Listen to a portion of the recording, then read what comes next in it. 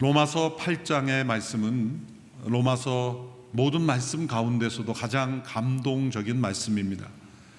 독일의 루터파 경건주의자였던 슈페너라는 목사님은 로마서가 성경 전체에서 보석과 같은 말씀이라면 이 8장은 이 보석들 중에 진주와 같다라고 고백했습니다.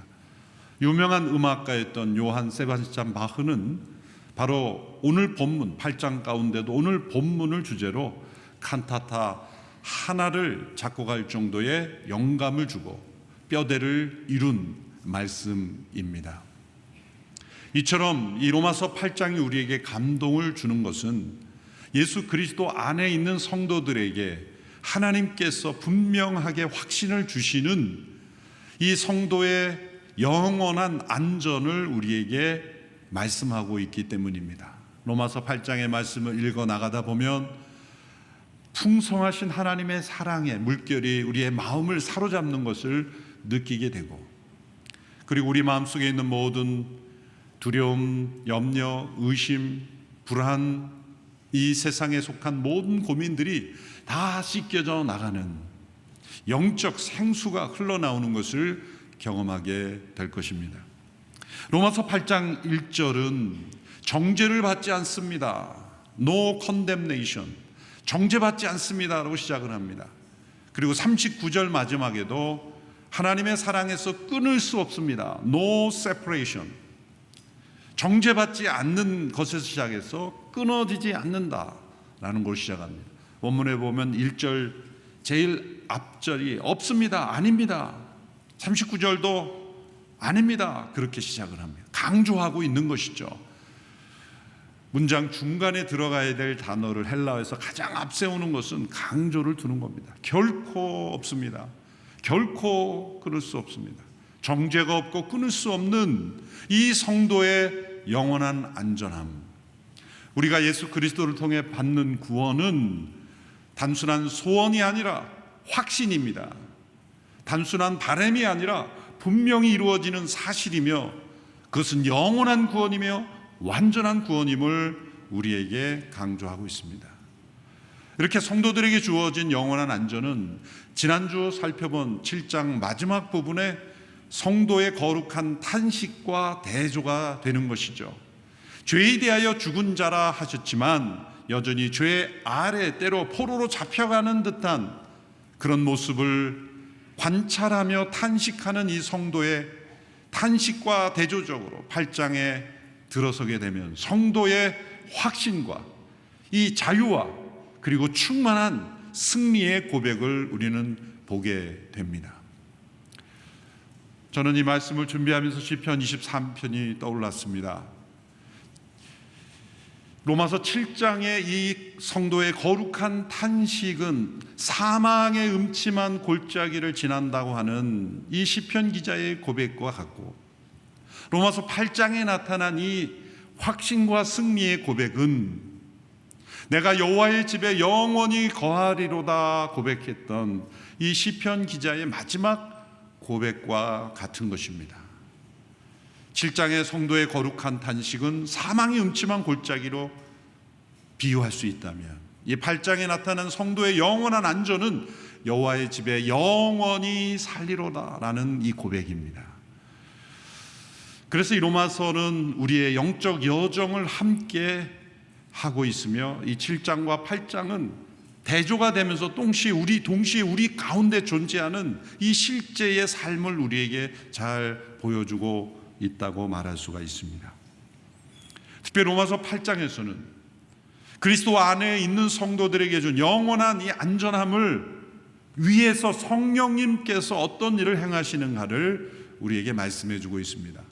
신약 성경에서 성령님에 대해 집중적으로 말씀하고 있는 말씀, 요한복음 14장에서 16장에 이르는 예수님께서 장차 오실 보혜사 성령님을 소개하는 진리의 영이시며, 또한 우리로 하여금 그 예수 그리스도를 알게 하고 깨닫게 하고 예수님의 말씀을 이해하게 하시는 그 보혜사 성령을 소개하는 말씀과, 사도 바울의 고린도서에 나타난 이 성령의 은사에 대한 말씀이 대부분인데, 로마서 8장이야말로 성령장이라고 말할 수 있는, 그리스도 예수 안에 있는 성도들에게 준 영원한 안전을 위해서 성령님께서 어떤 일을 행하시는가를 집중적으로 설명하고 있습니다. 이 8장 내에 성령님에 대한 언급이 20번 이상 나올 정도로 집중적으로 성령님의 사역을 소개하죠. 대략 6가지의 역할을 정리해보면, 첫째는 오늘 본문에 나온 대로 죄와 죽음의 법에서 자유케 하시는 역할입니다. 2절에 나오죠. 4절에서는 성령님은 율법의 요구를 이루도록 도우신다는 겁니다. 12절에서는 성령님은 우리의 육신의 행실을 죽이도록 도우신다는 겁니다. 16절에서는 성령님께서 하나님의 입양된 자녀들이 상속자임을 증언하신다고 했습니다. 26절에서는 성령님께서 우리 성도들의 연약한 기도를 도와주신다고 하셨습니다. 30절에서는 성령님께서는 모든 성도들이 영화롭게 될 것을 보증하신다고 말했습니다. 우리를 인도하시고 도우시고 자유케 하시고 보증하시고 확증하시는 일, 결국 무엇입니까? 우리에게 주어진 영원한 성도의 안전함을 오늘 우리가 확신하고 승리할 수 있도록 도우신다는 겁니다. 오늘 본문 1절 11절은 그 첫 출발이 되는 진리입니다. 그것은 생명의 성령의 법이 죄와 죽음의 법에서 우리를 자유케 하셨다는 진리입니다. 오늘 본문 1절 2절의 말씀을 함께 읽겠습니다. 시작. 그러므로 이제 그리스도 예수 안에 있는 사람들은 정죄를 받지 않습니다. 이는 그리스도 예수 안에 있는 생명의 성령의 법이 죄와 죽음의 법에서 여러분을 해방했기 때문입니다. 그리스도 예수 안에 있는 사람들은 정죄를 받지 않는다. 결코 정죄함이 없다는 것입니다. 정죄받지 않는다는 것은 죄가 없다는 것이 아닙니다. 여전히 죄가 있습니다. 그렇지만 예수 그리스도의 십자가의 구속으로 죄 없는 자로 여겨질 뿐만 아니라 의롭다 여겨지는 것을 의미하는 것입니다. 이것은 지금까지 로마서 1장부터 7장까지의 모든 복음의 진리를 한 문장으로 요약한 것입니다. 그리스도 예수 안에 있는 자에게는 결코 정죄함이 없다. 이 진리를 확신하지 못하면 우리의 믿음 생활은 여전히 두려움 가운데, 그리고 율법적이고, 그리고 자기중심적인 종교 생활로 흘러갈 수밖에 없습니다. 그리스도 예수 안에 있는 자에게 왜 결코 정죄함이 없는지, 이 진리에 대한 굳은 믿음이 없으면 우리의 믿음은 예수님을 믿는다고 하면서도 믿는 것이 아닌 것이 되는 겁니다. 복음에 합당한 신앙생활이 되지 못하고 종교 생활이 되고 율법적인 생활이 되고 미신을 믿는 것과 같은 그런 신앙생활을 하게 되는 것입니다. 여전히 죄책감과 두려움 속에 살아가는 것입니다. 기쁨과 감사가 없는 신앙생활을 하고 종교 중독에 빠진 모습처럼 되어버리는 것입니다. 그런데 오늘 말씀에는 정죄함이 없을 뿐만이 아니라 더 나아가 생명의 성령의 법의 지배를 받으며 성령을 따라 살아갈 수 있는 삶으로 나간다고 말씀합니다. 예수 그리스도 안에서 정죄받지 않는 것은 목표가 아닙니다. 출발일 뿐입니다. 구원은 정죄받지 않는 것만이 아니라 생명의 성령의 법을 따라 살아가는 삶, 그것이 바로 우리 성도들에게 준 영원한 안전한 구원을 오늘 우리에게 누리고 살아가는 모습입니다. 2절에 보면 생명의 성령의 법이 나오고 죄와 죽음의 법, 이 법이란 단어가 2번 쓰였는데 여기서의 법은 모세의 율법을 가리키는 것이 아닙니다. 헬라 노모스라는 것은 어떤 원리, 방식, 영향력, 어떤 능력, 그것을 의미하고 영어 성경에서 principle, 원리, 그렇게 번역되는 번역이 많습니다. 그것은 생명의 성령이 역사하시는 방식, 원리, 그러한 영향력이 죄와 죽음이 우리에게 미치던 원리, 그 법칙을 넘어서는 더 강하고 더 능력 있고 권세 있는, 우리를 사로잡는 능력이라는 것입니다. 이 생명의 성령의 역사하심을 우리가 체험하지 못하면 7장으로 되돌아가게 되는 겁니다. 죄에 대하여 죽은 자, 율법에 대해 죽은 자, 이면서도 하나님께 대하여 산 자로 승리하며 살아가지 못하고 탄식에만 머무는 인생이 왜 되는가? 바로 생명의 성령의 법의 능력을 따라 살아가지 못하기 때문입니다. 생명의 성령의 법이란 무엇입니까? 왜 성령님을 생명의 성령이라고 하셨을까요? 그 성령님이 생명의 창조자이시며 또한 예수 그리스도를 죽음 가운데 일으키신 그 부활의 생명을 우리에게 전해주시는, 생명을 주시는 성령님이기 때문입니다. 영원부터 계시는 예수 그리스도 그분은 이 땅에 오셔서 십자가를 지시기 이전에도 영원한 생명이셨습니다. 요한 1서에서 그분은 영원한 생명이시라 그랬죠. 그런데 그 생명이 육신을 입어 육신의 모양으로, 죄 있는 우리의 모양으로 오셔서 십자가를 대속하고 죽으셨어요. 그 죽음은 완전한 죽음이에요. 그리고 그 죽음에서 부활하심으로 일어난 부활의 생명이 있는 것입니다. 그 생명을 우리에게 나누어 주시는 분이 성령님이시라는 거예요. 왜냐하면 삼위일체 하나님이 영원히 가지고 계신 생명은 우리에게 임할 수가 없기 때문에, 우리에게 주실 수가 없기 때문에 십자가에서 죽으시고 죽음을 통과한 부활의 생명을 우리에게 주시는 것입니다. 그 영원한 생명을 우리에게 주시는 분이 바로 성령님이십니다. 그래서 생명의 성령이다 이렇게 축약해서 부르게 되는 것이죠. 하나님의 아들 예수 그리스도께서 육신의 몸을 입으시고 십자가에 죽으시고 부활하셔서 이루신 그 생명, 예수 그리스도 안에 있는 그 생명을 우리에게 주시는 분, 그분이 바로 성령님이시라는 겁니다. 그 성령님께서 우리에게 주시는 그리스도 안에 있는 부활의 생명은 우리를 지배하던 죄와 죽음의 영향력, 그 법보다 훨씬 더 강하고 권세 있는 능력입니다. 왜 생명의 성령의 법이 어떻게 우리를 죄와 죽음의 법에서 해방시켜 주었습니까? 이 우리에게 주어진 성령 안에서의 자유가 어떻게 주어졌습니까? 3절에서 설명하고 있습니다. 3절의 말씀을 우리 같이 함께 읽어보겠습니다. 시작. 율법이 육신으로 인해 연약해져서 할 수 없던 그 일을 하나님께서는 하셨습니다. 곧 하나님께서는 죄를 속량해 주시려고 자기 아들을 죄 있는 육신의 모습으로 보내셔서 육신 안에서 죄를 심판하셨습니다. 하나님께서 우리의 죄를 그분의 아들 안에서 심판하셨기에 우리는 자유케 되었다는 겁니다. 그 정죄함이 없게 되었다는 겁니다. 하나님의 용서는 눈 감아주시는 용서가 아닙니다. 공의로운 심판이 집행되는 것을 근거로 우리를 용서하시는 겁니다. 이 사실을 우리에게 보여주시려고 역사 속에 보여준 일이 바로 이스라엘의 출애굽의 역사죠. 출애굽은 세속 역사들이 보면 이스라엘 민족들이 의기투합해서 모세 지도자를 세워서 애굽으로부터 벗어났다 그렇게 평가하지만 하나님의 역사죠. 하나님께서 부르신 모세를 통하여 하나님의 권능과 기적으로 애굽으로부터 그들을 이끌어내신 하나님의 주권적인 역사이죠. 그런데 하나님께서 마지막 10번째 재앙을 바로와 애굽에 내릴 때 이렇게 말씀하셨습니다. 애굽 땅의 모든 처음 난 것을 치실 것이다. 애굽 사람들의 아니라, 애굽이라는 민족, 애굽 사람들의 처음 난 것이 아니라 애굽이라는 그 에어리어, 그 땅에 처음 난 것이라는 겁니다. 그러므로 그 심판의 대상은 이스라엘 민족이든 아니면 애굽인이든 다른 모든 민족에 다 해당이 되는 겁니다. 그 애굽이라는 지역 자체에 처음 난 것, 바로의 왕자로부터 시작을 해서 저 모든 육축에 처음 난 것을 다 치시는 재앙입니다.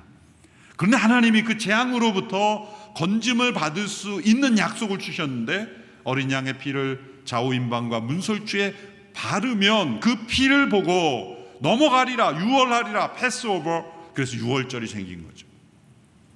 자, 여기서 중요한 것은 이스라엘 민족만을 구출해내기 위해서 애굽 사람들에게만 재앙을 주신 것이 아니라 이스라엘이건 애굽이건 어떤 민족이건 애굽의 에어리어에 있는 모든 처음 난 것에 재앙을 주신다는 겁니다. 하나님의 심판은 공의로운 심판인 것이죠. 그런데 하나님의 약속을 믿고 받아들인 이들에게는 그 심판이 임하지 아니했다. 정죄를 받지 아니했다는 겁니다. 그러므로 애굽 사람들에게만 초점을 둔 게 아니라 하나님의 심판이 모든 이들에게 주어졌는데 하나님의 약속을 받아들인 자들이 건짐을 받았다라는 겁니다. 혹 이스라엘 백성들 가운데 모세를 통해 주어진 그 약속을 받아들이지 않고 어린 양의 피를 바르지 않았다면 어떻게 됐을까요? 100% 동일한 심판이 임한 거죠.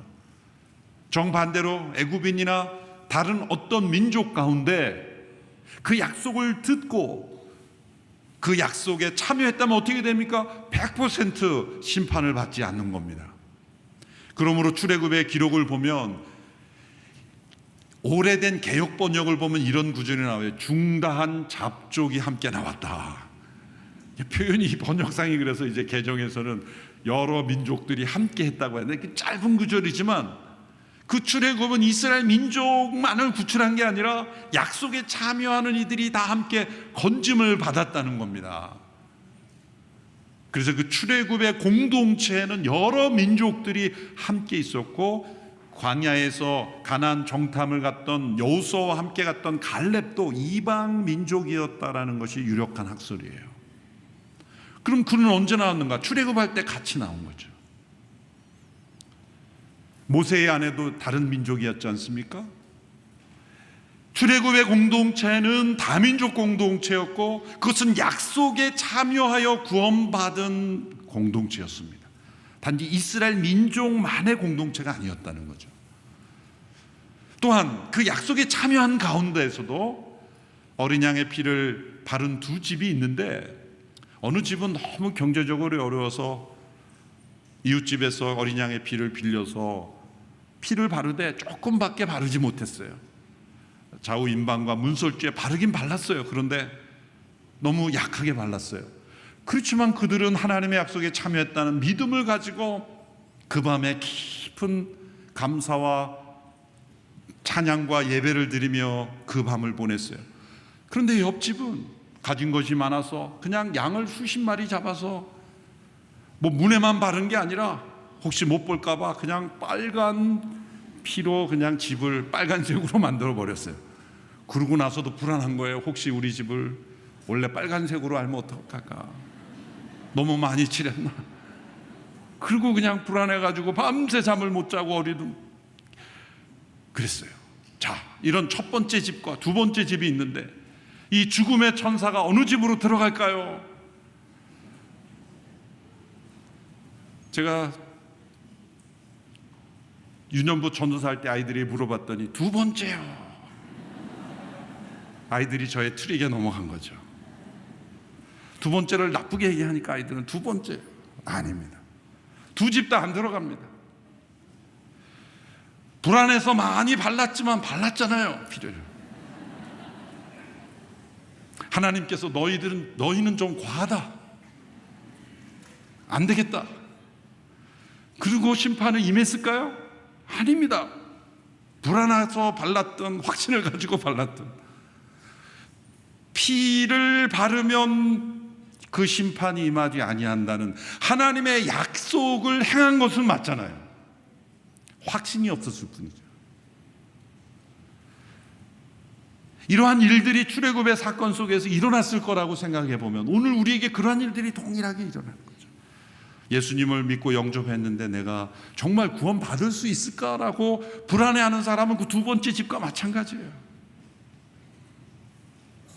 하나님은 우리의 상태를 보고 구원하시는 것이 아니라 예수 그리스도 그분의 죽으심을 통한 약속을 통해 우리를 구원하시는 거고 그 약속을 믿는 자들을 구원하시는데 그 믿음의 강도에 따라 다르게 구원하시는 게 아니라 어린 양의 피를 바른 집은 보고 넘어가리라, 피를 바른 집은 넘어가는 겁니다. 그 피를 발랐다는 것은 식별 표시만이 아닙니다. 왜 피입니까? 한 생명이 죽어져야 하고 한 생명이 죽어졌다는 것은 희생되어야 재물이 필요하다는 것이고, 그것은 심판이 그 집에 이미 임했다는 겁니다. 심판이 이미 집행되었기에 그 집을 넘어간다는 겁니다. 이 원리는 동일하게 예수 그리스도의 십자가를 통해 우리에게 적용되는 것입니다. 왜 그리스도 예수 안에 있는 자는 결코 정죄함이 없습니까? 그것은 하나님께서 그 아들을 죄 있는 육신의 모양으로 보내셔서 우리의 죄를 담당하심으로 우리의 죄를 심판하셨기 때문이에요. 이 말씀을 받고도 여전히 우리는 죄책감과 두려움 속에 있을 수 있습니다만, 그것은 피를 발라놓고 불안한 이스라엘 민족과 같은 모양새가 되는 겁니다. 심판이 이미 집행되었다. 그러므로 너희들은 결코 정죄함이 없다. 그래서 우리는 자유케 되었다는 겁니다. 죄와 죽음의 법에서 자유케 되었다. 그러나 거기서 머물지 않습니다. 우리는 이 성령 안에서의 자유를 누릴 수 있습니다. 어떻게 누릴 수 있는가를 4절 이하에서 계속 반복하여 설명하죠. 4절의 말씀을 먼저 함께 읽겠습니다. 시작. 이는 육신을 따라 살지 않고 성령을 따라 사는 우리에게 율법의 요구가 이루어지게 하시려는 겁니다. 5절 6절도 함께 읽습니다. 육신을 따라 사는 사람은 육신의 일을 생각하지만 성령을 따라 사는 사람은 성령의 일을 생각합니다. 육신의 생각은 죽음이지만 성령의 생각은 생명과 평안입니다. 우리에게는 이제 두 가지 길이 있습니다. 육신을 따라 사는 삶과 성령님을 따라 사는 삶. 여기서 육신은 우리의 몸, 신체를 의미하는 바디가 아니라 플래시, 그것은 타락한 옛 성품. 옛사람은 죽었지만 그 영향력이 남아있는 것입니다. 죄의 실체가 있는 것처럼 육신의 실체가 있는 것이고 죽음의 실체가 있는 것입니다. 이 죄와 육신과 죽음의 실체가 있는 것처럼 생명과 성령의 실체가 있다는 겁니다. 우리가 죄를 따라 살아가는 삶이 있는 것처럼 성령을 따라 사는 삶이 있다는 겁니다. 생각에서부터 출발합니다. 육신을 따라 사는 사람은 육신의 생각을 하고 그 육신의 생각의 끝은 죽음이지만, 성령을 따라 생각하는 사람은 성령을 따라 생각하며 그 끝은 생명과 평안이다. 내가 성령을 따라 사는 사람이 육신을 따라 사는 사람인지를 어떻게 구별할 수 있습니까? 성령을 따라 사는 사람은 자신의 영혼의 상태에 대하여 늘 하나님 앞에 질문을 던집니다. 이것은 성령님께서 자각하게 하시는 거예요. 난 하나님의 임재 가운데 있는가? 나의 이 생각은 하나님의 뜻에 합당한가? 나는 하나님을 기쁘시게 하는 삶을 살고 있는가? 육신대로 살면 하나님을 대적하는 것이요 하나님을 기쁘시게 할 수 없습니다. 그러나 우리 주의 성령께서 우리 안에 거하심으로, 우리가 성령을 따라 삶으로 우리는 자유를 누릴 수 있게 하셨다는 겁니다. 정죄받지 않는 자유에서 그치는 것이 아니라 성령을 따라 사는 자유를 우리에게 허락하셨다는 겁니다. 아니, 자유란 내 마음대로 사는 것이지 왜 따라가는 것이 자유입니까? 그렇지 않습니다. 우리에게 주어진 자유는 따라가는 자유입니다. 이스라엘 백성들이 애굽으로부터 나왔지만 가나안으로 들어가야 하는 것입니다. 가나안에서 하나님의 말씀대로 살아가는 것, 그것이 자유인이 된 것이죠. 죄와 죽음의 법칙은 끊임없이 우리를 육신을 따라 살도록 만듭니다. 그런데 생명의 성령의 법은 우리로 하여금 성령을 따라 살도록 만듭니다. 우리 모든 삶에는 어떤 법칙이 우리가 느끼지 않는 사이에 주어져 있죠. 예를 들어서 이 손수건이 떨어지는 것은 중력의 법칙이 적용되고 있는 것입니다. 그런데 이 법칙을 깨트리는 방법이 있어요. 제가 붙잡고 있는 것 자체가 중력의 법칙을 깨트리고 있는 겁니다. 다른 법이 이 중력의 법칙에 간섭하여 그 법칙을 깨트리고 있는 거죠. 하늘을 나는 비행기는 중력의 법칙을 깨트리고 다른 공기역학의 법칙을 적용하여 계속 하늘을 나고 있는 거 아닙니까? 하늘 나는 새도 마찬가지고요. 죄와 죽음의 법만 있는 것이 아니라 생명의 성령의 법이 있기에 성령을 따라, 육신을 따라 살지 않고 성령을 따라 살면 우리는 자유를 누리게 된다는 거예요. 하늘을 마음껏 나는 새를 보면서 우리 인간들이 말하죠. 참 좋겠다. 하늘을 자유롭게 날아서. 그러면 새가 말을 했으면 이렇게 말할 거예요. 이게 얼마나 힘들 줄 아니? 너도 한번 날아볼래? 우리는 자유롭게 날개짓하며 저렇게 자유로운 날개짓하며 자유를 상징할 때 비둘기 보면서 하늘을 훨훨 나는, 근데 그 하늘을 날아가는 비둘기는 이게 얼마나 힘든데, 왜? 중력의 법칙을 거스르는 다른 법칙을 적용하려고 무수한 날개짓을 하는 것, 그것을 우리는 자유라고 말하잖아요. 우리가 성령을 따라 사는 자유를 누리지 않으려면 우리는 육신을 따라 사는 종이 되는 겁니다. 그걸 우리는 자유라고 말하지 않아요. 육신을 따라 사는 건 그냥 자연적으로 그렇게 끌려갑니다. 성령을 따라 살아가는 처절한 분투를 하지 않으면 우리는 육신을 따라 종으로 살아가게 되는 거예요. 육신의 종이 될 것인가, 성령을 따르는 자유인이 될 것인가. 우리가 운동선수를 보면, 국가대표나 이런 프로축구 선수들의 수준을 보면 패스를 하면 정확하게 그 대상에게 갑니다. 가끔 빗나가는 경우가 있지만 그 볼을 시원시원하게 차면 너무나 갈 때 우리는 그걸 보고 참 자유롭다. 내가 원하는 방향대로 공을 차서 보낼 수 있는 게 자유이죠. 아무렇게나 찬다고 그게 자유입니까? 저는 내가 원하는 그 선수를 향해 공을 찼는데 이상하게 다른 쪽으로 갑니다. 제가 예전에 오래전이죠. 한 목사님 계실 때 다른 교회 축구 시합을 할 때 제가 한 골을 넣은 적이 있어요. 우리가 막상막하 그 비슷비슷한데 마지막 골이 어떻게 들어가면 나는 분명히 패스한다고 했는데 들어가 버린 거예요. 이 골키퍼가 전혀 예측하지 못한 상황에서 나는 수술한 게 아니에요. 패스를 한 건데 잘못 맞아서 그쪽으로 들어가요. 그렇게 한 골을 넣은 적이 있어요. 우리는 늘 이렇게 내가 원하는 대로 행동하지 왜? 훈련되지 않았어요. 탁월한 운동선수들의 그 운동 몸놀림을 보면 그것은 하루아침에 그렇게 된 게 아니에요. 그런데 그 수준에 오를수록 우리는 뭐라 하면 참 자유롭다. 그걸 자유라 그러는 거죠. 음악가들이 악기를 연주할 때 악보를 보든 안 보든 그 속에는 악보의 운율이 들어가 있는 거예요. 탁월하게 연주하는 연주를 보며 감동해서 제가 올라가서 그 악기를 저도 한번 해봅시다라고 자유롭게 나는 했는데 모든 사람들은 다 돌아가 버리고 맙니다. 저는 자유롭게 했다고 해서 그게 자유가 아니죠. 그런데 무수한 연습을 통하여 자신을 그 악보에 순종하여 훈련한 연주가들은 모든 이들을 감동하는 아름다운 연주가 나오고 그 연주를 우리는 자유롭게 연주한다고 말하는 거죠. 악보를 하나도 틀리지 않고 완벽하게 연주해낼 수 있는 것을 가리켜 우리는 자유라고 말하지, 계속 틀리는 것을 자유라고 말하지 않아요. 성령을 따라 살아가는 것은 자동적으로 되는 것은 아닙니다. 생명의 성령의 법을 따라 우리 자신을 계속 복종시키는 훈련의 과정을 통하여 얻어지는 것이고, 정죄받지 않는 삶으로부터 출발해서 이제 성령을 따라 사는 그러한 삶, 결국은 생명과 평안이라고 말씀하고 있습니다. 이것이 성령을 따라 살아갈 수 있는 자유.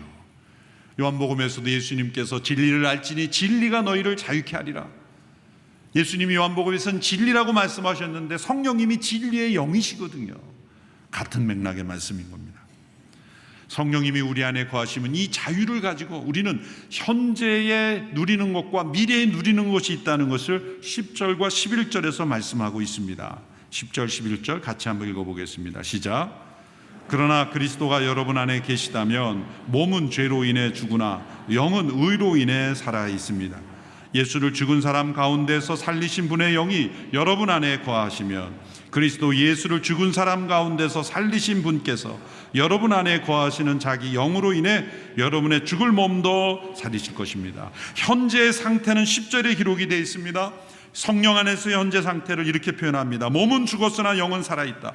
몸은 죽은 것과 사실 다름이 없습니다. 우리는 아담 안에서 태어날 때 태어나서 성장하지만 죽어가고 있는 것이기 때문이죠. 죽음의 본질이 우리 가운데 존재하기 때문에 우리 몸은 죽은 것이나 다름이 없습니다. 그러나 영은 예수 그리스도의 의로 인하여 살아났다, 거듭남을 의미하는 것이죠. 여기서 영은 성령님이 아니라 인간의 거듭난 영을 의미하는 것입니다. 현재의 상태입니다. 몸은 죽었으나 영은 살아있다. 그러나 미래의 상태를 11절에서는 이렇게 말합니다. 그리스도 예수를 죽은 사람 가운데 살리신 분께서 여러분 안에 거하시는 장의역으로 인해 여러분의 죽을 몸도 살리실 겁니다. 미래의 상태는 무엇입니까? 우리의 죽은 몸도 살아난다. 영은 현재 상태에서 살아나고 몸은 미래에 살아난다. 여러분, 이것을 확신하는 사람은 이 땅에서 성령을 따라 산다는 겁니다. 예수님의 십자가의 죽음을 통해 우리는 정죄받지 않게 되고 그분의 부활을 통해 성령님으로 말미암아 우리에게 이 생명을 주셨을 때 생명의 성령의 법을 따라 살아가는 사람은 이러한 확신이 있는 것입니다. 여러분, 몸의 부활을 믿습니까? 우리의 죽은 몸을 다시 살릴 것을 믿습니까? 그 믿음은 우리의 현재의 놀라운 변화를 가져다 줍니다. 여러 번 제가 반복해서 말씀드렸죠. 아직도 못 들은 분이 계시기 때문에, 그때 주무셨던 분이 계시기 때문에 다시 말씀드려요. 세상에서 무섭게 살아가는 사람은 죽기밖에 더 하겠어라고 죽음을 각오하고 사는 사람이에요. 이 사람들은 반드시 그 생활에서 뭔가 일을 낼 사람이에요. 죽기밖에 더 하겠어, 죽음을 각오하고 일하는 사람은 뭐든지 해냅니다. 근데 우리의 믿음은 죽음을 각오하고 죽기밖에 더 하겠어 사는 사람이 아니에요. 그건 죽기밖에 더한 것이 없어요.